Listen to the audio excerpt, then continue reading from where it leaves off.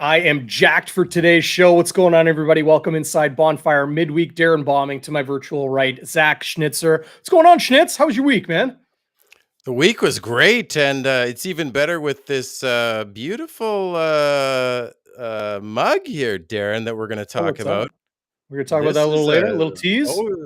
A little tease, a little TSV. It rhymes.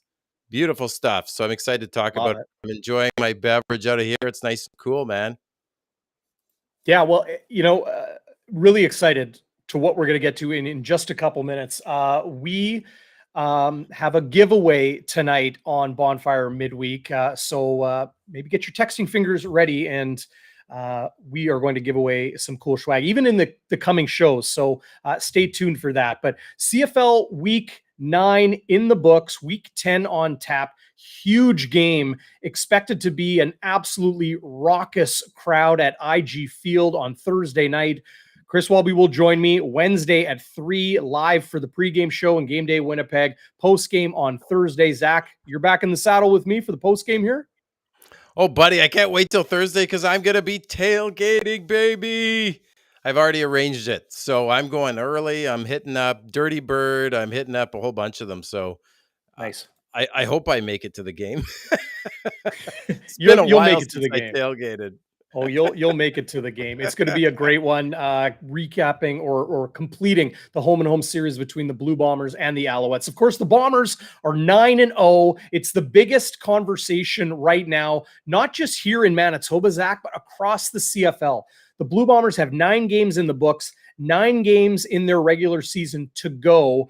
Most of their road games are behind them. None of their buys are behind them. They still got 3 buys to go, 6 home games, 3 road games. We're going to get into the discussion about whether this team can go 18-0 and truly make history in the CFL and in pro sports. And, people are already asking about the health of some guys, Adam Bighill, Greg Ellingson, so many others. We'll touch on that as well.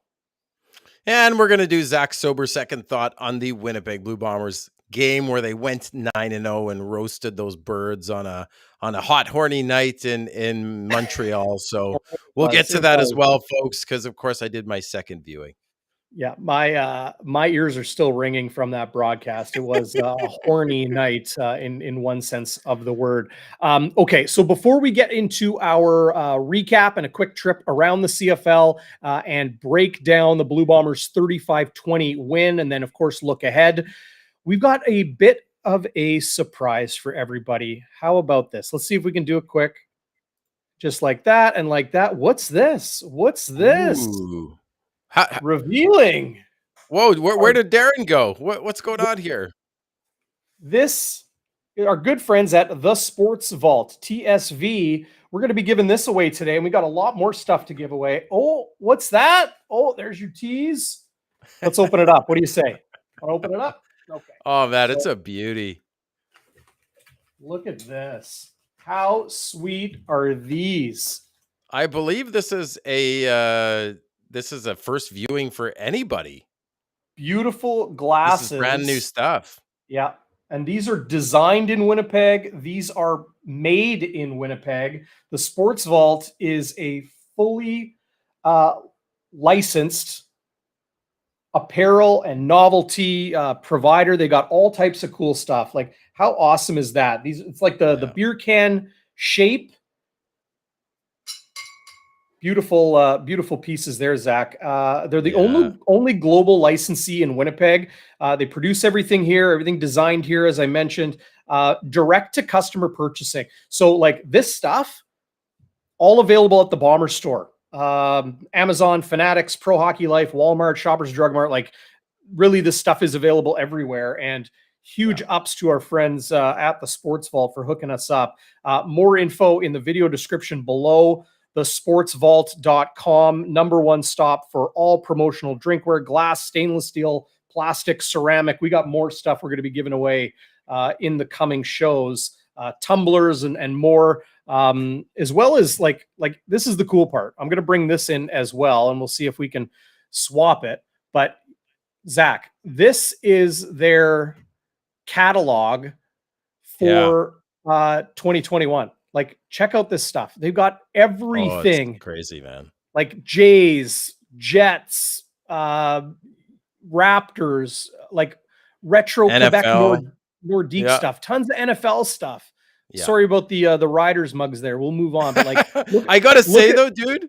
No, go Yeah. ahead. I'll say it in a second. Go well, ahead. no, Go. like Well, I went to their shop and local business, which is what we like to support. And David Thompson, he's one of the owners. He showed me around. Super nice guy. And I went to pick up the box, and he showed me around the place for like a half an hour, and it's all designed the in the shop. The guys that do it have the steadiest hands I've ever seen, and it's just beautiful stuff. And they design it. You can find it at the Bomber store, like you say, but other places they got college stuff too. But I gotta say, even I hate to say it, they had a Riders mug that was so nice, and I was thinking, David, if you could make a Riders mug look nice, then you pretty much sold me. And it's funny because a lot of the stuff I have at home, like my playing cards, my favorite mug, some of my other ceramics is TSV, but I never knew what it was. So it's the sports fault and it's local, man. It's great stuff. it is. Like, they've got so much different stuff, like even stuff for your pets, little jerseys, that sort of thing. Yeah. Like dog, like it's crazy. Like, all of these replica items, novelty items. Love this. The championship gold record. I Yeah. bet you they could make one up for the Bombers, and those Oh, back-to-back Grey Cup championships, maybe even 3 upcoming this year. But check them out, thesportsvault.com. They've got a whole bunch of very, very cool stuff, including these. So we are going to give these away right now. This is what you got to do. Text the number on the screen, 204-816-8477. That's 816-TIPS with the special word. What is our special word, Zach? I believe it was Fireside, wasn't it? No, Firestarters. Oh, okay. It has a little more. I knew swag to it. you'd bumble that. I knew it. We talked about it earlier too. I We was just did. so taken away by the tumblers there, man. Like, those are brand new. They're really those aren't even nice. in the store yet. This is a first Like, viewing, folks. Yeah, Whew. beautiful I want stuff. those. And like, it says established 1930. Like, how nice Yeah, baby. is that? Oh, there's a good shot. So Yeah. text the Bonfire hotline right now, 816-TIPS, 816-8477. Don't forget the 204 area code with the code word Firestarters.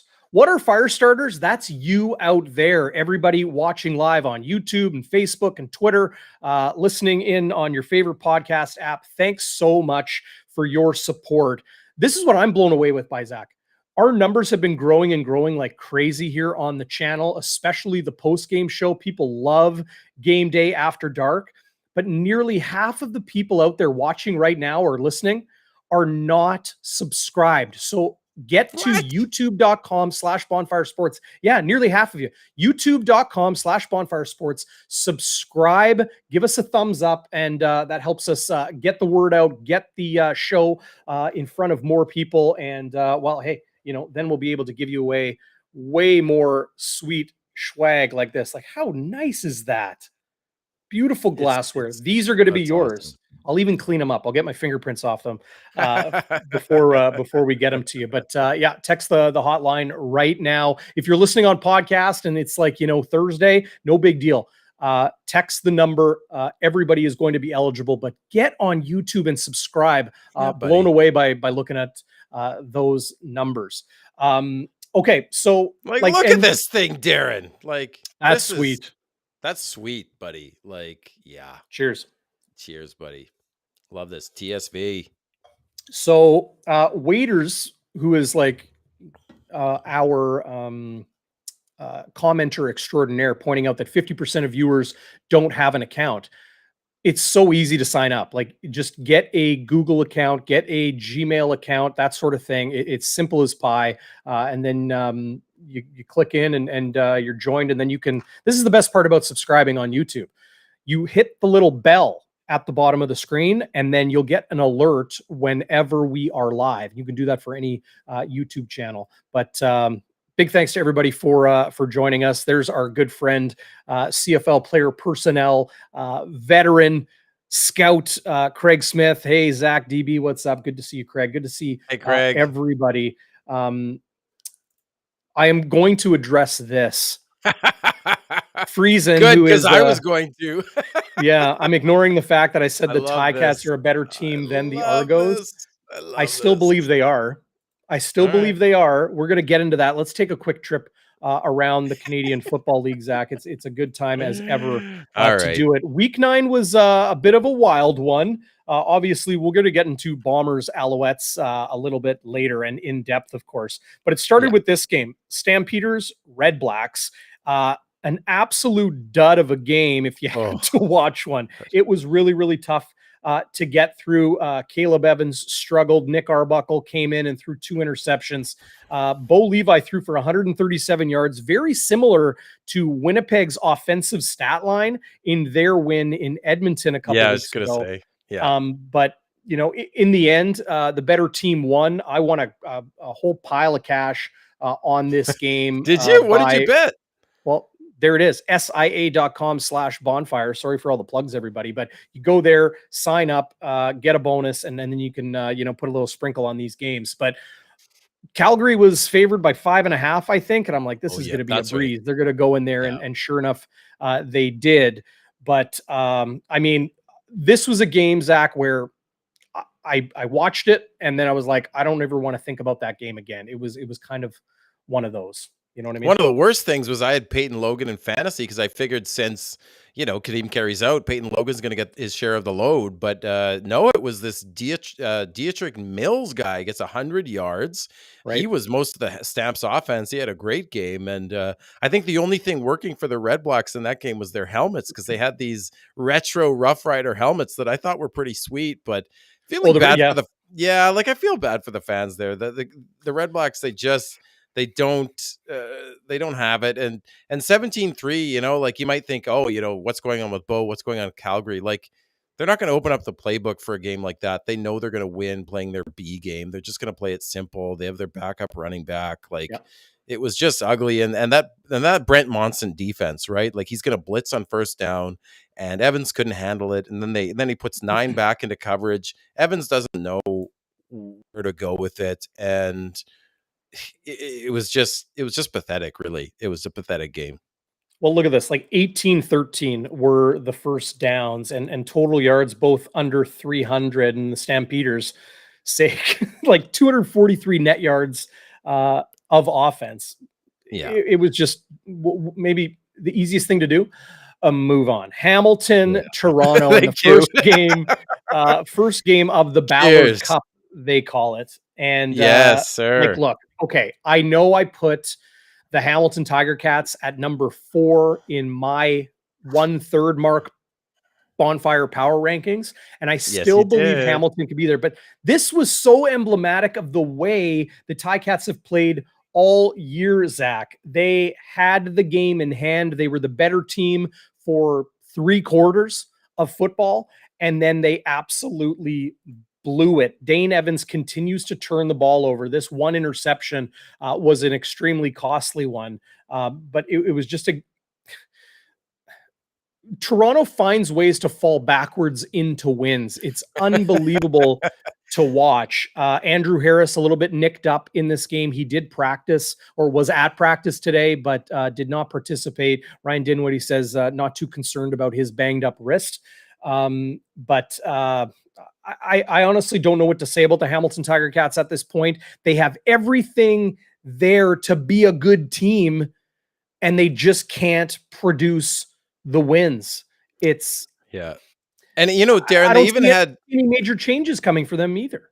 Well, I don't know, man. Here's my tinfoil hat theory: is that they bring in Kahari Jones, and people are like, "Oh yeah, Coach O sort of brushes it under the rug and says, "Oh, of course we're going to bring in Kahari Jones. He's a good offensive mind."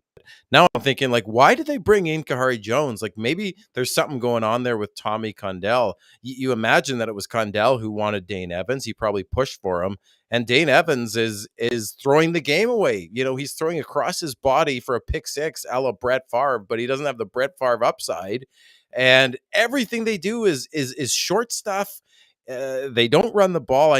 I know they throw the ball for the hitch and the screens. It's kind of like an extended run play. But Right. what I saw at TSN was they were getting again and again every game this year. It's adding up, getting terribly outscored in the second half, and that looks bad on the coaches because they're not other teams are making adjustments and they're not, and everything is short stuff. Like it's really almost pathetic to watch. It's like these D-quad kitty cats, and I'm enjoying this because also, you, Mr. Darren Bombing Professional, had them moving up the ranks. But I will give you some credit. I mean, I thought I sort of was on your bandwagon, and maybe I still am. They just have to figure it out. Like I don't know what exactly is going on for them, but it's it's sad to see, and the saddest Well, part is now in that East Division, they still have 3 games against Toronto. The division is still very much up for grabs. no, But I the wonder if the Kahari East Jones is is wide gonna move open. into that chair. Like, I wonder if Condell's gonna get out if he loses a couple more games and Evans plays like that. I don't know, man. Something's afoot, I think. You do have to wonder. Now, of course, the Ticats have a huge subtraction by injury. Braylon Addison going down, looking emotional as they carted him off the field. Really tough Yeah. hit there. Yeah. Hate seeing anybody go down like that, no matter what team you're on. But the Argos have a ton of talent. I'm not They putting do. anything past them. They just seem to be a team that is undisciplined and inconsistent, but they're finding ways to win. Now, a lot of their wins have come against the East, right? So as we go into the second half of the season and their schedule opens up a little bit, I think they will be tested a little bit more. But like the Ticats and the Argos face each other again and again and again. So it was 34-20 this past week. They're playing in Hamilton this coming Friday. The following week, they're going to split up for a little bit, but then they're back together in Toronto on Friday, August 26th, and then again in Hamilton on September 5th. So they have 4 games against each other in 5 weeks, and this East Division, for my money, Zach, is going to get decided between these two teams. I strongly believe that. Montreal 2-6, Hamilton 2-5. I know that it's not saying much. I don't think Ottawa is going to be able to produce enough this season to be competitive, but it's still wide open. Yeah. Like that was a fourth quarter win by the Argos, and the Ticats are still just 4 points out of that spot. I'm just going to refresh to make sure. Well, exactly, right. And you go into that Labor Day. You go into Labor Day and the Labor Day rematch. Can I just give McLeod Bethel Thompson a little prop? He put a spin move on Winnipeg DE Mason Bennett for the first touchdown pass. Yeah, to get the Argos back in the game. I was like, wow. MBT, the law firm, puts a spin move. You don't usually. He's kind of a lumbering guy, but Toronto's an enigma. Like they have, like you said, Darren, they have so much talent, and McLeod Bethel Thompson can put up big numbers when he's on his game. And I've heard from insiders that he's just too inconsistent. But if he played at a consistent level, like to his ceiling, Darren, I could easily see them in the Grey Cup. Even if he doesn't, I could see them in the Grey Cup just because no Western team has ever crossed over and made it through. It's 2 road games in the East in a row with the time zones and all that. I see Toronto in the Grey Cup in Regina. Honestly, I'm 50% sure. How about that? It would surprise me if it wasn't Toronto or Hamilton. I don't think Montreal has it. I think Ottawa is too far behind. The Riders were on a bye this past week, and they head to Edmonton on Saturday this coming week. But Saskatchewan, like all the talk is Saskatchewan's going to be the crossover team, and they'll be able to I don't know. Yeah. I really don't know. Neither do I, buddy. Saskatchewan is struggling right now with a lot of things, and coming off the bye, their head coach Craig Dickinson speaking today that there's a list of things they want to get better. Well, it's a list. It's a whole list of things. Their quarterback is beat up.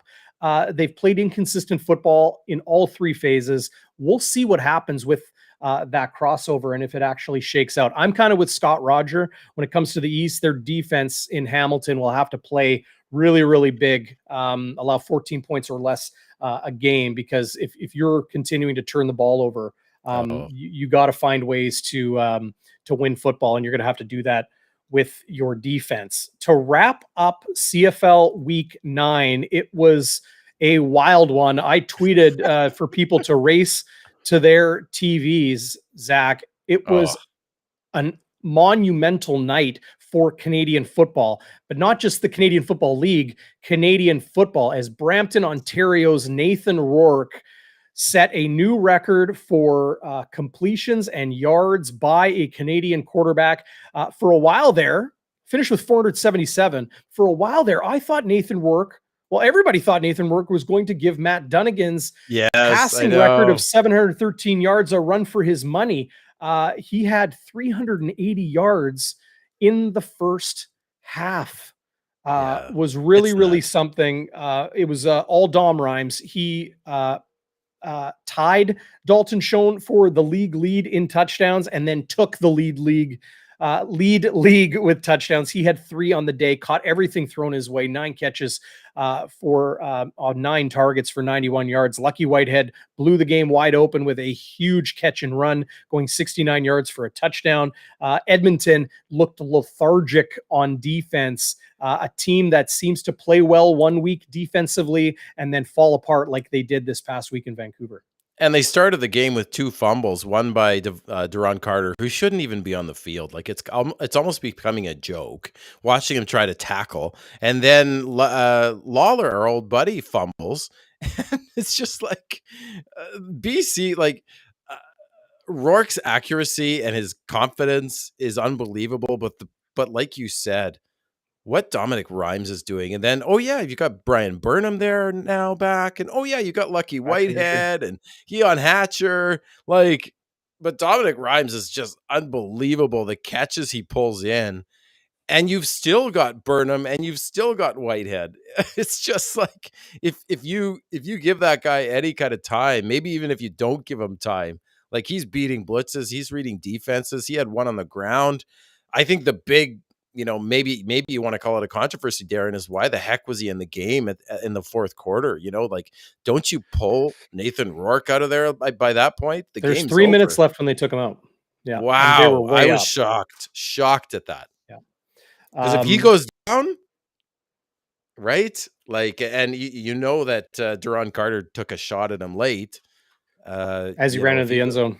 Yeah. So if he goes down, boy, that's your season in BC. But he racked up the numbers. There will be a lot of debate about keeping him in there. 5 passing touchdowns, 1 rushing touchdown, 6 total for Nathan Rourke, firmly in the heated debate that is CFL MOP. As of right now, like Zach, next week is a bye for the Winnipeg Blue Bombers. We are going to be at week 10 in the books with 11 weeks to go in the 21-week CFL season, and we will get into our mid-season awards, our power rankings, and a lot more. But man, is Nathan Rourke exciting to watch. Really put a nice cap on CFL Week 9. It was a really fun one. It's so fun to watch, especially a Canadian quarterback just tear that league apart, right? Tear that team apart. But I do have to harken back to Saskatchewan, Edmonton. I think for a lot of us in Bomberland, that's a fascinating game to watch. Just as BC and Calgary, we hope they beat each other up. If Edmonton beats Saskatchewan, look out, because then they're 3-5. They're right on the heels of Saskatchewan, who would be 4-5. Who would then be coming into the Labor Day and Banjo Bowl rematch against probably the best Winnipeg team we've seen since maybe, 2021. Yeah. But 1990, right? Yeah. You could see the Riders sink. And then you had Jim Hobson interviewed this week saying he liked the edge of Garrett Marino. And then you had Wes Cates and Nick Lewis interviewed, throwing shade on Cody Fajardo, saying, he just doesn't quite have the talent. So there's a lot of drama there, man. And when you mention Jim Hobson, you can't leave out Jeremiah Masoli's tweet, right, pointing that out. Good to how ignorant a comment that was. And Jeremiah Masoli doesn't tweet a lot. It's not like he's somebody that's, Right. constantly engaged on social media, but he uses that, that pedestal, that microphone he has with his social media to speak out when he needs to. And he was That's a good not point. happy whatsoever No. that they are reinforcing the play of someone like Garrett Marino, like Dino Boyd. There's a bunch of guys in the CFL that maybe cross the line sometimes. Garrett Marino was suspended 4 games for the way he played, things he uttered out of his mouth on the field and the rest. But that's again part of that long list that Craig Dickinson in Saskatchewan has to get through. A bit of an easier game this coming week against the Edmonton Elks when the Bombers are on the bye in week 11. Saskatchewan home to BC, so that's a much tougher game for them. Calgary going into Toronto, so that more west schedule for the Argos comes up. Hamilton and Montreal. Gosh, if Hamilton can't come out of Montreal with a win, then maybe we have to relook at how the East Division is shaking out. Elks, Red Blacks. Geez, is that a game people are going to be clamoring to watch? Probably not. Well, if Edmonton could beat Saskatchewan, I think people are going to be interested to see what the Elks do. And our friends at the Turf District, I hope you guys are going to be happy. I hope the Elks rise to the occasion when they lock horns with Saskatchewan. And, I am distracted because I'm just looking at this tumbler I got, Darren, from TSB. And I'm thinking of the cold, like, when you get to the fall and early winter, and you bring this to a game and you get some coffee in it, maybe a little Bailey's. It's going to stay nice and warm. And then it's got these great finger holders, right? So it's got Ridges, these contours, these ridges. Isn't that like freaking sharp? Like, I'm not even thirsty, but I keep drinking. I'm enamored with this mug, man. And it's going to come to a Bomber store near you very soon, folks. You know what I do? You know what I do with these mugs? Is I drink beer out of them in the summer because they keep it so cold. And then in the winter, you can put your hot beverages in them and it'll keep them hot. So if you go out shopping and you got a coffee or you go out running around, running some errands, you can go into the grocery store for 45 minutes or an hour, come back out and it's still hot, which is a great thing when you're trying to get things done on the weekend and the rest. But yeah, go check them out. As we mentioned, more information in the description below the video, but big ups. We got way more stuff to give away. So if you haven't yet, text 816 tips 204-816-8477 with the code word Firestarters. Drop your name as well. If you've already texted Firestarters, text it again. Give me your first name, your full name if you want, and that'll help us determine who we're going to give the prize to. So be sure to do that. So, okay, Zach, let's get into our sober second thoughts. Bombers with a pretty decisive win in Montreal over the Alouettes. Zach Collaros, 3 interceptions in this game. Did that concern you? Not one bit, brother. Not one bit. I'm going to talk about those interceptions in a second. I'm going to get to those. But first I want to talk about the opportunistic Bombers. I've talked about this before, Darren. Other teams turn the ball over. We turn the ball over. We turned the ball over 4 times. How many points did Montreal get? 3. 3 points off 4 turnovers, right? So they're limiting the damage. You get Biggie and you saw Ricky Walker in there making big tackles and then we force the turnovers. We get 14 points off turnovers. So just that alone, it's that opportunistic Bombers offense and the defense steps up. Red zone percentage, 100% for the Bombers. They're 4 for 4 in the red zone, Darren. Montreal was 2 for 4, and one of those was in garbage time. The game was over. You saw that sort of, it's kind of like I called the Drew Willie garbage time. They're racking up some stats. So the other thing was penalties, right? Like Winnipeg did have some uncharacteristic penalties. Even guys like Stanley Bryant were getting penalized for holding, but none of Winnipeg's penalties resulted in points. Montreal penalties, you saw that pyramid penalty, right? You saw that pass interference on Rasheed Bailey for over 30 yards. Those resulted in majors for the Bombers. So they make mistakes, but other teams can't capitalize. I was also smelling the BO, and by that I mean Brady Oliveira. He gets going for a second game, buddy. Like, Like I told you, if Brady Oliveira is going and Oh he's gelling man, with that O-line, I know that was bad. I They're hope that doesn't stick. unstoppable, buddy. No. Well, he works hard. I'm sure he has a BO at the end. Who wouldn't? But for a second straight game, Brady gets going. He's 17 for 92 yards, a nice 5.4 yard average. That's what you want, right? He had 3 runs, Darren, of 10 plus yards. He had a touchdown at the end. He was running off tackle, and he was hitting the hole hard. And there was an article today in the Free Press by Joshua Frey-Sam in the sports section. Great article.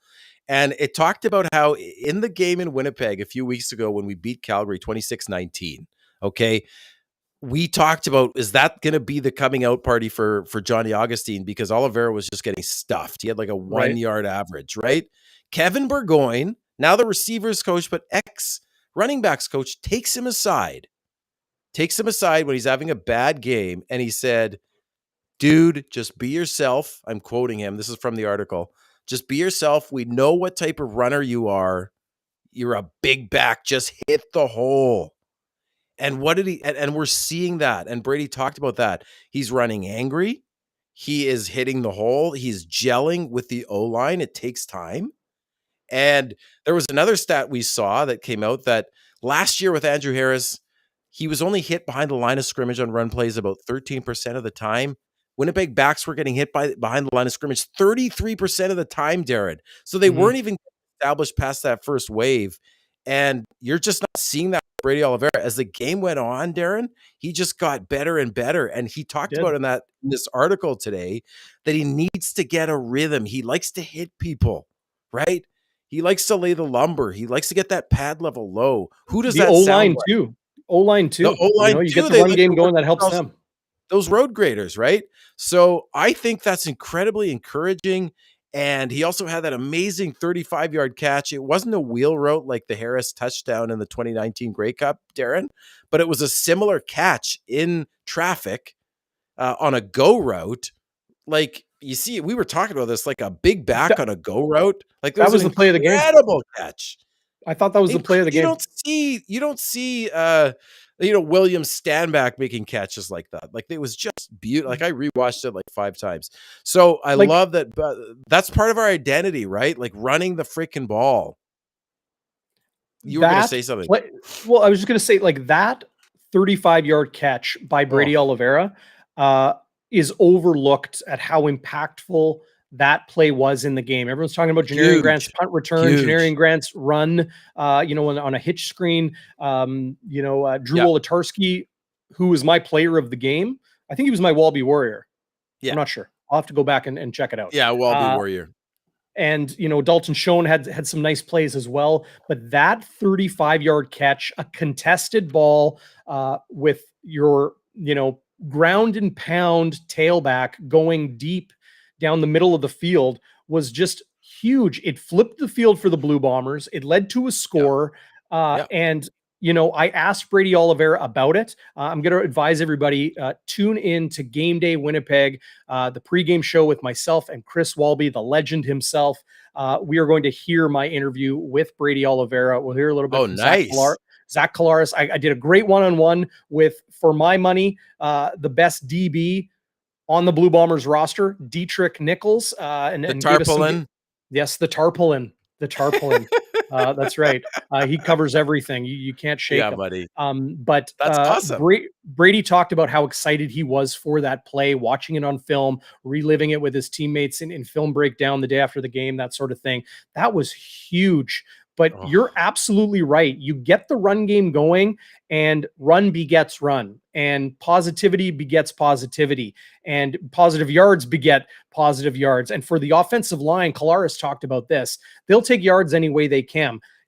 But when you run the ball, the offensive line enjoys that. It gives them the authority. It gives them they're at the point of attack. It's not passive. Right. Like pass blocking, it's proactive and really going to hit your opponent. So I think the last 2 weeks has been a huge confidence boost for Brady Oliveira. Another thing we touch on in that interview. So be sure to tune in Wednesday live at 3:00. Tomorrow, no rest for the wicked, Darren. Jeez. That's right. Yeah, Okay, absolutely. let me get to a few more here, and then Yeah, what else you we'll got? move on. So I was talking about the relationship between coaches and players. So you see that with Burgoyne and Oliveira, and how that sparked Oliveira's confidence. Right, he has all the tools. He just needed to believe in himself. Right, and who else talked about that this week in the post game was Winston Rose, who you could argue was the player of the game as well. And he talked about how his coaches early in the season when he was getting burnt, they challenged him to be better. So it's a different, it's a different switch you need to flip for different players. That's the modern coach, right? The Right? players coach, they treat every player differently depending on what, that approach, like be better. Maybe that would suffocate Brady Oliveira. Maybe he wouldn't respond to that. But Rose did. And that's the relationships. That's the family feel. You talked about this with Malik Boynton last time. Even though he didn't make the team, he's talking about how Yep. great these coaches are with relationships. And Rose, he smelled like a rose and he had thorns and he stuck to Montreal receivers and cut them up. He had the most tackles in the game with 6. He had 2 knockdowns, Darren, which was the Yep. most. He was all over Eugene Lewis, who was the league's best receiver, hands down. Pardon the pun. Uh, Eugene Lewis was basically the only weapon Harris used. He was thrown to 15 times. Yeah. The rest of the Owls receivers only combined for 17 targets, and he had more yards than any of the other Owls combined. And I'll tell you another thing. Like Rose and Houston, they were all over. Lewis got his catches. He had 123 yards, but over 30% of those yards came in garbage time. Right? So like if you can limit a guy, we talked about this too. If you can't stop Eugene Lewis, he's too big, he has too good body control, right? Yep. But if you can limit him, they limited him on that double pass. Rose knocked that down. They limited him over the middle, Darren. Like you look at Montreal's offense, it's similar to Hamilton. It's like they're either doing the short stuff behind the line of scrimmage or they're throwing to Eugene Lewis. Right? And they stop that. And I have full confidence that Rose and Houston could do it again. And so I just thought again, relationships, that coaching piece is huge to the Bombers. It's not just talent. Now let me just talk about the picks. Am I concerned? Absolutely not. The first one, he was under pressure. It was schemed well by Montreal. The third one, it was a perfect pass to Dembski in the end zone. I watched it again. I thought maybe Dembski's arms were pinned by the DB. His arms were free. He just has to use his hands to catch the ball, not his body. And it was a hell of a play by Dequoy, right? Who rips that away. And he did go down on the 1 yard line, folks. And Osh talked about it in the post-game show, but he said there weren't enough camera angles to prove it. Mm. So sometimes coaches know that they could challenge it and win it, and he would have been down at the 1, which is a big difference than the 25 getting a pick in the end zone. But there weren't enough camera angles, right? And that's the limitation. The Wolodarski interception, I think that was actually both of them. That was the second one, Darren. I think Wolodarski stopped running. I think he was good. He was supposed to. He kind of sat in the hole. I think he was supposed to keep running, but even if he had, I think that Zach may have overthrown him. So yeah, that one's on both. But like I said, like Zach give us, Zach taketh away. Does he win the game? Yes. Is he 26-1? Yes. Like look at the escapability he had when he threw it to in the third quarter to Janarian Grant, or sorry, to Rasheed Bailey. He's running to the right, escapes pressure, runs away from a D end, and across his body gets it to Bailey, making a 14 points for the Bombers. Evans tried that same throw in TO, and guess what happened? He gets a pick 6, game over. So Zach is unbelievable. I wouldn't worry about it. And Wolodarski redeemed himself with that huge 41-yard catch that you were talking about, where Zach pump fakes. Like the color people were saying on TSN, looked like he was throwing the ball away. No, he pump faked the DV, Darren, and he throws it. And then what I learned is the DB is watching the receiver's eyes when they're in trail position, Yeah. and they're watching their hands. And what Wolodarski did was like primo, like premium wide receiver, which you know, if he's a primo wide receiver, you're in trouble. He flashed his hands and just stuck him at the last minute, so the DB didn't know the ball was coming. Right. So I just thought I'm not concerned at all about Zach. Just a couple more things. Okay, Janarian Grant, he gets the punt return, perfect time, puts the game out of reach, right? He takes one step to his right. He sees it's like overcrowded on the right side of the field, and he was gone. And he has 6 punt return or kick return touchdowns on in 26 games. Like, that ratio is unbelievable. If he keeps that up, like, watch out. He could be getting into Gizmo Williams territory. We talked about that hitch for 23 yards to set up the winning touchdown. And then on 3 of the 4 turnovers by Winnipeg, Darren, Janarian Grant gets the tackles. Right. Including one on Nick Usher, who's 6'4", 256 pounds. Like, think about that. Grant is 5'9", 160, and he's a returner, and he takes down big Nick Usher. So, like Osh says, like, returners have to have no fear.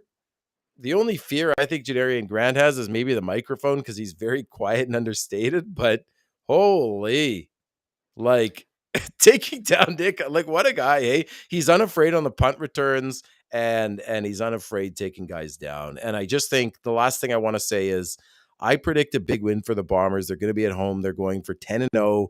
They're going for the 400th win at home, which would be the first CFL team to do it. And what I saw from Montreal is they have that short stuff, which I see Biggie, Rutledge, and Clements cleaning up very easily. You saw Ricky Walker playing really well, Marcus Sales. And as long as they can limit Eugene Lewis, Trevor Harris likes to get the ball out quickly. And, you know, he doesn't move around much. If you could get him, they had a bunch of sacks. I think Brady Oliveira is going to get going. I don't know what the spread is now. Maybe we could put that up on the board, but I just see them just clobbering the Alouettes. Yeah, they opened as 12-point favorites. The Winnipeg Blue Bombers did. 12 points? It's now sitting at 11. Here is, well, if you can check out the ticker down below, you'll see the lines for all the games. But, you know, we can quickly go through them. And, of course, SIA.com/bonfire is where you can sign up, help support us, and get a nice bonus as well. 11 points for the Bombers, as we mentioned. Hamilton now 2-point favorites at home to Toronto. Calgary 1.5-point underdogs. I believe this line has moved a little bit. Let's look at the line history here. It was a Pick-Em as it opened. It's now moved to 1.5. So that's an interesting line and probably what's going to be the CFL game of the week. And then Edmonton 5.5-point underdogs at home to the Saskatchewan Roughriders. So be sure to go check all that out. SIA.com/bonfire. That's an interesting line, Darren. That 5.5. Wow. It is. I just want to mention you can bet on lots of CFL props on Sports Interaction as well. I just put a little sprinkle on the Blue Bombers to win the Grey Cup. You can do that as well. You can bet on if they're going to finish the season undefeated or not. So go check them out, SIA.com/bonfire.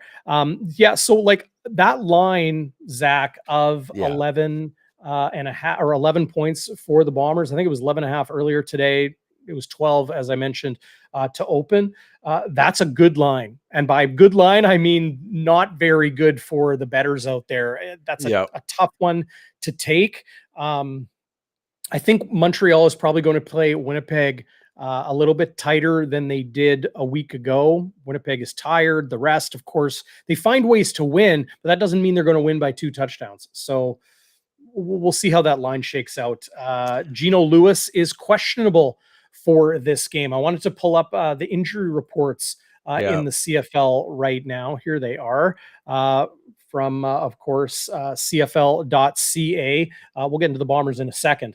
But Avery Ellis, their defensive end, missed last week. He looks set to return after practicing fully a couple times. Once again, Chandler Worthy is ruled out. He is their big punt and kick return weapon. Rodney Randall, their defensive back, starting defensive back, is out.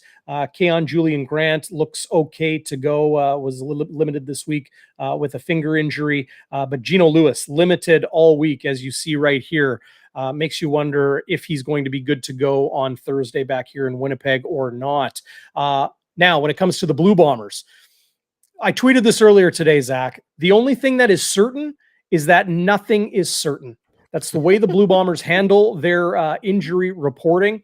Everybody is questionable. And to reiterate this, because I still have people asking me, are they questionable? Like, what does that mean?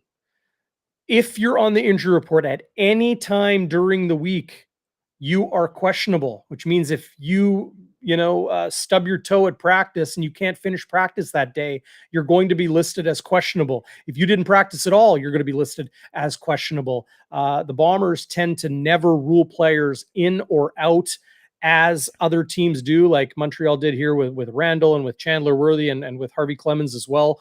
But for the Blue Bombers, players on the 6-game injured list are not on the injury report. So these are just guys that are fighting through things.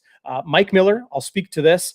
He pretty much has not practiced all year. They save his body to be the torpedo that he is on special teams in every game. Johnny Augustine was limited with an ankle injury last week as well. He still dressed and was able to play in Montreal. I probably expect the same situation for him on Thursday here in Winnipeg. Dakota Prukop did not practice Monday, was limited today being Tuesday. It was a closed practice, so no eyes on that, but probably just, continuing to take care of his body and whatever kept him on the 6-game injured list earlier this season. Greg Ellingson returned to practice this week and listed as limited, but he was quite involved, especially in 12-on-12 reps when it's like, defense versus offense. The Bombers do kind of 3 phases of this. They do first team offense versus a scout defense that is running what Montreal will run. They do a first team offense again against that scout team. And then to end practice, they do ones versus ones. So the first team offense, all the starters, versus the first team defense, all of their starters. Greg Ellingson was quite involved on Monday, close practice on Tuesday. So questionable probably is a very, very good and actual designation for Greg Ellingson. Rasheed Bailey didn't practice on Monday, returned to full participation on Tuesday. He has been the picture of health all season, was able to practice and play throughout the year. So maybe just a vet day on Monday for him. I would probably say he's probable to play. Jackson Jeffcoat did not practice Monday, limited during the closed session on Tuesday. And same with Adam Bighill. So for those 2 individuals, Bighill has been able to play all year. That could be a veteran rest, workload management sort of situation. Same with Jackson Jeffcoat. Of course, he just missed 3 games, returned last week in Montreal. So questionable for those 2 individuals. Again, we will find out Wednesday morning when the depth chart comes out. And then, of course, Chris Walby and I will have all the details on the Blue Bombers game day roster on GameDay Winnipeg, as we always do the day before the game. So join us Wednesday live at 3:00 right here on Bonfire Sports. That's the way the injuries are, right? People want to know, who's potentially coming back this week. I wanted to pull up one question here. Yeah, Fritchie wanted to know about Greg Ellingson. We will see. I definitely wouldn't rule him in or out at this point, but we should know Wednesday morning. The other one people are always asking about is Brandon Alexander. We are seeing him do some change of direction drills at practice. He has been running since June. So positive indications. However, he has not returned to practice yet. When you are out for as long as Brandon Alexander has been, you better believe he is going to practice for a couple weeks before they throw him into a game. So is a return for Brandon Alexander coming up? Probably not soon. But will it come around Labor Day? People always want to know that. Yeah, you give him this coming week, give him the bye week, give him the game, home to Calgary on August 25th. Maybe you start thinking about him returning to practice in that stretch of time. We will see. But for him and a lot of the guys on the 6th game, it's still going to be a while. I don't expect any of those guys to be very, very close or likely to come off. Just speculation, of course, but I don't see them likely to come off. I'm not comfortable saying they're likely to come off coming out of this bye week. Well, and first of all, thank you for clarifying questionable, because I think we all have questions about that, right? Yeah. Who was it? Waiters saying he's question? Oh no, it's Jeff Kabila saying he's questionable all the time. I would Every agree morning. with that. I'm also questionable. I'm also questionable. Eh, I think it's interesting that the bye comes up right after this, and I wonder, Darren, in your opinion, does that mean when you're in a position like Winnipeg and you're 9-0, do you just decide to play it safe and rest them another week, because then you're giving them 2 more weeks just to play it safe? Or do you say, hey, Ellingson's champing at the bit, let's give him a little playing time so he doesn't have too much time off? I'm curious about what they decide to do with that. Do I think they need Ellingson back? No. I still think they can trounce Montreal without him, but it'd be interesting to see what happens when Ellingson comes back in. This is a universal truth, to your point, Zach. Players want to play. If they're 85% and want to play and think they can and not let their teammates down, contribute, pull their weight, and be healthy for the entirety of the game, be able to play at a high level the entirety of the game, they want to play. So it's not like, well, I'm still got the sniffles, I don't know if I should go back to work. No, these guys, nobody's 100% in pro football ever. No, like maybe day one of training camp, I don't even think everyone's 100%. So we'll see. I got a little distracted here about Friesen mentioning that Dominique Davis will start against Winnipeg. Not true. Danny Machocha did clarify that Trevor Harris is battling through a bit of a nagging back injury. He's been on the injured list for the last month. But with Vernon Adams Jr. on the 6th game, it's going to be Trevor Harris's football at quarterback for the time being moving forward. So, the bye week is upcoming. I don't expect players to say, well, I could use a week off. They've got a week off coming, and then another week off, 5 weeks after that. The 3 bye weeks remaining on the schedule, 3 road games, Zach, 6 at home. We know how tough the Blue Bombers are at IG Field. We're going to see it again this coming Thursday night. But let's get into the topic that everybody is discussing right now, and that is, will the Winnipeg Blue Bombers run the table in 2022? Will they finish the regular season undefeated the rest of the way following this game in Montreal? Bye week, home to Calgary, then the home and home with the Saskatchewan Roughriders, Labor Day and Banjo Bowl in Hamilton on September 17th. Then they get their second bye of the season. Then home to Saskatchewan, home to Edmonton, at BC on October 15th is a huge game, especially if the Lions keep playing the way they do. Then a bye week, Winnipeg's 3rd and final of the season in week 20. And then they complete the regular season schedule here in Winnipeg on Friday, October 28th. The Halloween game. It's going to be spooky and dark at IG Field. I can't wait for this one against Nathan Rourke and the BC Lions. Could you have painted a better picture than to have the 2 best teams in the CFL at the midpoint, the 2 best teams in the West, having a home and home series to determine the season series between the BC Lions and the Winnipeg Blue Bombers to complete the season, the last 2 games? It's going to be awesome to see those 2 go toe-to-toe. And then who knows, maybe even face each other a couple weeks after that in the playoffs again.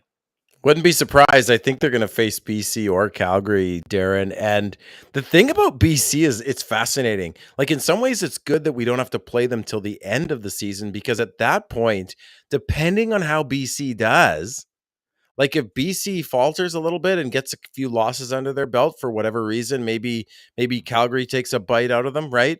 Then they may be resting players because, their positioning is, they're in 3rd, right? But if they also clobber Calgary a couple of times, they only have 1 loss, right? They're only, like, technically we have a couple they have a couple games, or we have a couple games in hand, right? Like, they only have 1 loss, and it's to us. So if they put the boots to Calgary as well, I don't see Saskatchewan or Edmonton being. We've seen what they've done to Edmonton, right? Yeah. Like, if they're like 15-1 or 16-1 by then, watch out. Those are going to be incredible home and home games. My suspicion is because they're a little bit greener with Nathan Rourke. I think their D line is a little lighter. I think teams can run the ball. I think if Kadeem carries back, I see Calgary and BC splitting those games. So I don't know. You talk about undefeated. So my thing is, if BC is resting players by the end, and even if maybe they're not, but their playoff positioning is kind of there and they're not super hungry, I think we can beat them back to back. I think we have the savvy. I think the Bombers can go 18-0. You have the Riders who aren't scaring anybody right now. You have Fajardo playing on a bum knee with that O-line, with those receivers out, Darren. You have the Elks, who I think we can, I won't even use the word, but we can boat race them again without even trying. They're a 2-win team with they played 8 games. Like, are they going to wildly improve the rest of the season? Maybe a little bit, but I think they're too far gone with Calgary, Winnipeg, and BC in the West, right? And then we've got Hamilton again in the East. If we win that game, we sweep the East. If we beat Montreal, which I think we will, I think we beat Hamilton again, because unless something miraculous happens with their offense, Darren, and Evans fumbleitis, I think we can beat them. I think the hardest game in my mind, depending on what BC happens, I think it's BC at the end. It's hard to beat a team back to back and hard to beat them 3 times in a season. And speaking of 3 times in a season, you got to play the Stamps again. And the Stamps are going to be hungry, right? They've already lost the season series. They probably aren't going to catch us, but do they want to put a little bit of a, second thought into the Bombers that they can be beaten by the Stamps? You're damn right. Like, no, they want to lose 3 times in a row to the rival Blue Bombers. Come on, right? Yes, when we beat them again, right? So they're going to be hungry. We're at home. I think they're going to want to eat our lunch at home. So that's going to be a tough game. And it's the CFL, right? Like, there's injuries. The Bombers want to go 1-0 each week, Darren. They don't think about 18-0. And if 18-0 for whatever reason, even if it's a 0.5%, you're looking at Mike O'Shea, who's a master chess player, who's looking at all the angles. If going 18-0 and playing starters is going to get in the way at all of a strong playoff run and Grey Cup ring, because that's the only thing he wants, that's the only thing the players want, then I don't know. I don't think so. I think you're going to see them rest some players at the end of the clip they're on. But is it possible? Is it? I don't know. But here's what I think is possible and probable. I think the Bombers, if they could beat Calgary, they're going to break Calgary's 1948 record of starting the season 12-0. I think you go into Labor Day of all games. That's tough, though. Like, Calgary, Saskatchewan fall in this bye week to go from 9-0. Well, but think about this. They break the 1948 record going 13-0 on Labor Day, a game you're going to that you gloated. You sent me a text. Oh, I got a nice Airbnb for Labor Day, buddy. Like, you're going to be there. Yep. If they beat the Riders on Labor Day to break that record, to go 13, oh, that'll be beautiful. Beautiful. Yeah, all will be well in the universe, my friend. We will see. There's a lot of football to be played. You never know what's going to happen. 2 games against Nathan Rourke and the BC Lions. They were a 1-loss team. I know it was to Winnipeg, but that doesn't mean that Winnipeg is just going to roll them 2 more times in a home to complete the season. Okay, so Winnipeg has Montreal this week. If they're able to go into their first bye of the season with still no losses, home to Calgary, at Sask, home to Sask, at Hamilton, that's a tough stretch. That is a tough stretch of football right there, just between their first and second bye weeks. Having to play Saskatchewan a 3rd time in late September, and then those games against BC are going to be tough. Yeah. It's a good second half schedule for the Bombers because it is home heavy, because it is 3 byes in there. Yeah. But nothing is given. Nothing is given in pro sports. The reality is there's a reason why the 1972 Miami Dolphins are the only team to run the table. Yeah. It is nearly impossible to do. In football? Oh my God. It's incredible. It's incredible. And the other thing to consider too is, the rest. They're not worried about, if you lose a regular season game, tell me what games the Blue Bombers lost in 2019. Tell me what they lost in 2021. It might not be top of mind for most people. They know Winnipeg one in Calgary, one in Regina, and then one in Hamilton, or one in Calgary again in 2019. They know they won in Winnipeg in the West Final, and how that game shook out with a very nerve-wracking first half from a Bombers perspective, and then knowing they went to Hamilton and beat the Ticats on their own turf in the 108th Grey Cup. So a regular season loss is a regular season loss, and a coach would trade 5 of those for a ring any day. A player would trade 5 of those for a ring any day. Is Winnipeg focused on being 18-0? No, of course they're not. Is it possible? Sure. Yeah, it's possible. But to me, I don't think we should be talking about this until Winnipeg plays Calgary a third time, until they play the Labor Day Classic and the Banjo Bowl, until they face the BC Lions. Like, if Winnipeg is 16-0, and then they have a game in Vancouver, then a bye week, then home to Vancouver, and they're healthy at that point, then maybe I'll be talking, okay, we'll see if they can finish. But then at that point, they'll be 16-0 and they'll have the West locked up. I mean, if BC loses to Calgary a couple times, that's not true. But I'm saying if BC loses a couple games and the Bombers are they're 16-0. What makes you think BC is going to lose a couple games? I don't know, man. They were close to Ottawa. They were close in Hamilton. Yeah, right? And Winnipeg was close in Ottawa and was close against Edmonton. Here is the BC Lions. Whatever. Here's the BC Lions remaining schedule. That's the truth, though. That is the truth. So they're in Calgary this week. This will be a great game on Saturday night. No doubt. That's game of the week, buddy. That's the game of the week. In Saskatchewan on August 19th, home to Saskatchewan on the 26th. Then in Montreal, into Calgary again in mid-September. They are in home to the Calgary Stampeders, to another home series they have here, September 17th and September 24th. So 3 games against Calgary upcoming before the month of September is even up. That it will be tough, but I'm not, you got to. They got a lot of road games. Greg Battle is saying, right? Greg Battle freezing. It's home to Ottawa, in Toronto, away games, in Edmonton, and then home. In Winnipeg to finish the regular season. If BC is neck and neck with the Bombers, come October, you see them go hard in this game in Vancouver on October 15th, rest players potentially, and try to get a win in Edmonton, and then you go to war in it could be a determining game. October 28th in Winnipeg. That would be crazy, right? Who hosts the West Final? That's what it could be.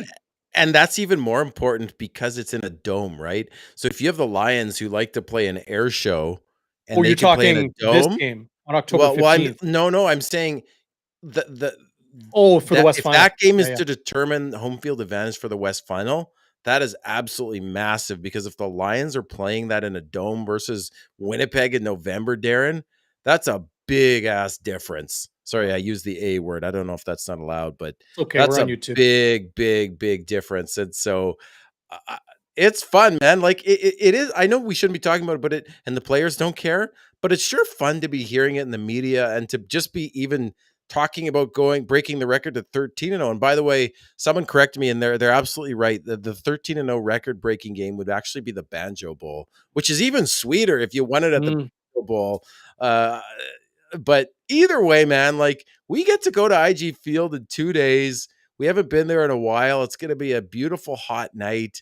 Yeah. It's a game we should win. There's going to be all sorts of shenanigans because of these horns and the social media of the Bombers. I expect them to take it to the next level again. Yeah, they're boosting the 50-50 by $100,000. Yeah.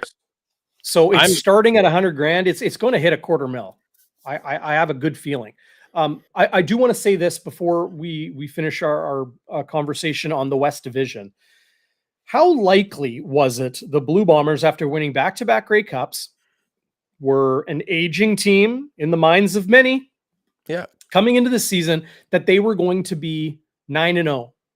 Losing Kenny Lawler, being without Brandon Alexander, losing Darvin Adams, losing what was the likelihood of that? The Bombers going 9-0? Pretty unlikely. Oh my God. 9-0 is crazy. I don't think people realize this isn't just like, they're having a good start to the season. They're 9-0. There's with been no like bye five weeks. with no bye weeks, and they've like there's been 5 teams to do this since 1960. Yeah, no, it's nuts, buddy. 1960 or 1958 when the CFL was formed. Yeah. It's crazy to think they're 9-0. So the likelihood of that happening has happened. Yeah. What's the likelihood of the Calgary Stampeders sweeping BC in their 3 games upcoming? I don't see it. I know Winnipeg has won the season series against Calgary, but you don't know how the second half of the schedule will shake out. Things will happen. It's not going to go down like, oh yeah, okay, let's give BC 2 of the wins against Calgary and give Calgary 1 win there. Okay, so they win the season series. Then the Bombers split with BC in the final 2 games of the year because they're gonna. You don't know. We don't know. And Nobody injuries knows. happen, right? God forbid, All injury types of happens things to happen. All types of Kalaris things happen. or like a Bryant or a Hardrick. Like you're in big trouble, right? So who knows? It's we're looking at a really fun second half of the season, Darren, and it starts in 2 days. And you and Walby are gonna break it down. And just another teaser, there's a special gift in that TSV box for Mr. Walby, but I'm not gonna say anything else. It's just, if you know Walby, you know it's a perfect gift for him, Yep. man. And I think I'm going to be toting this around at the game, filling up my water, maybe my coffee, so I can be ready for the post game. It's just like, I love this freaking mug, man. And this is Shout the out. thing people need to remember. Our friends at the Sports Vault, thesportsvault.com, Winnipeg business, designed and produced right here in Winnipeg. This is what's important for all of you out there to know.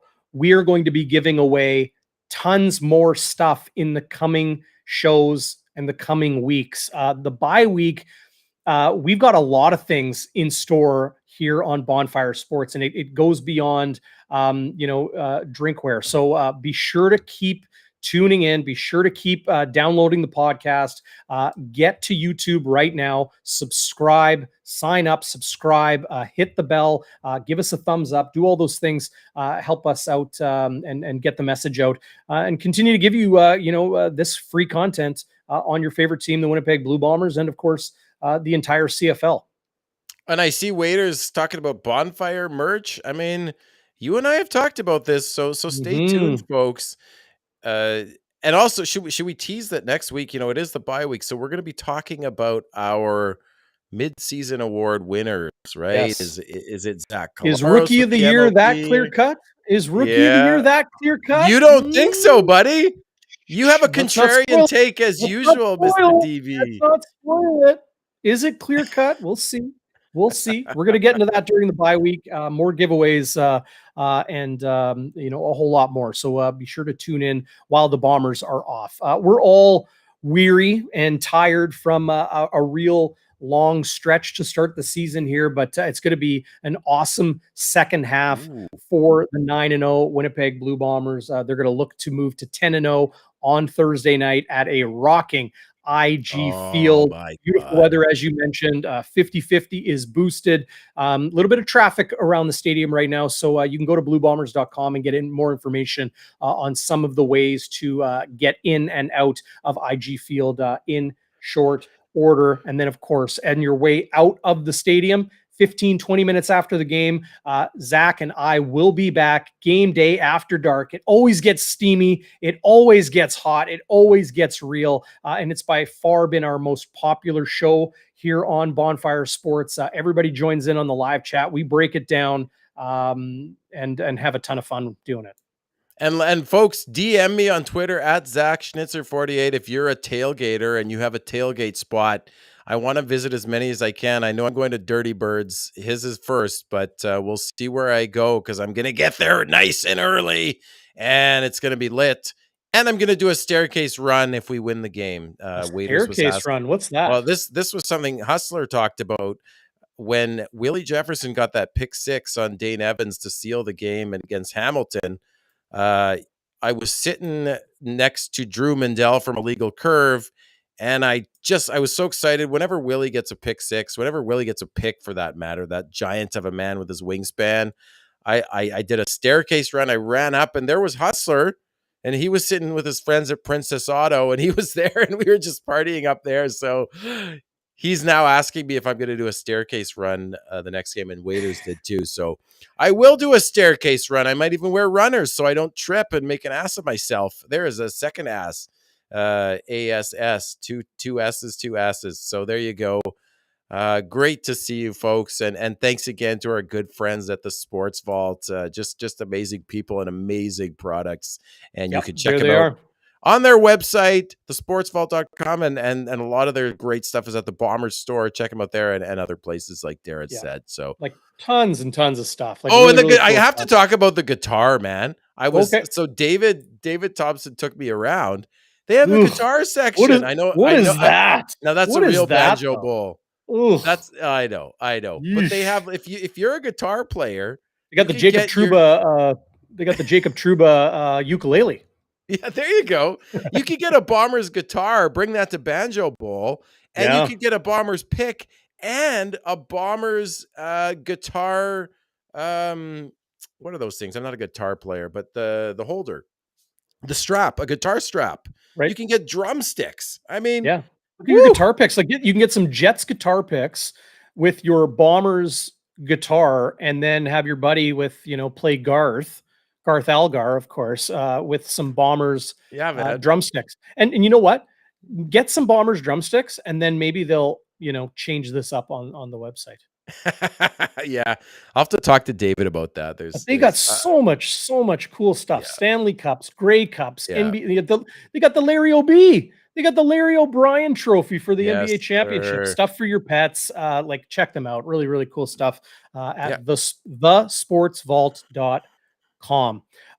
Okay, Zach, well, that does it for us. Want to give a shout out there, Paul Adet, belated hello from Vancouver Island. We've been having viewers and listeners from, frankly, across North America, even overseas as well. We appreciate you so very much. Be sure to join us for GameDay Winnipeg. Myself and the legend Chris Walby, we're going to gift him a beautiful piece from the Sports Vault on the pregame show. And we will hear from Zach Collaros, Dietrich Nichols, as well as Brady Oliveira going into the game on Thursday night. So that's Wednesday at 3, post-game Thursday after the game. Zach, final word to you, my friend.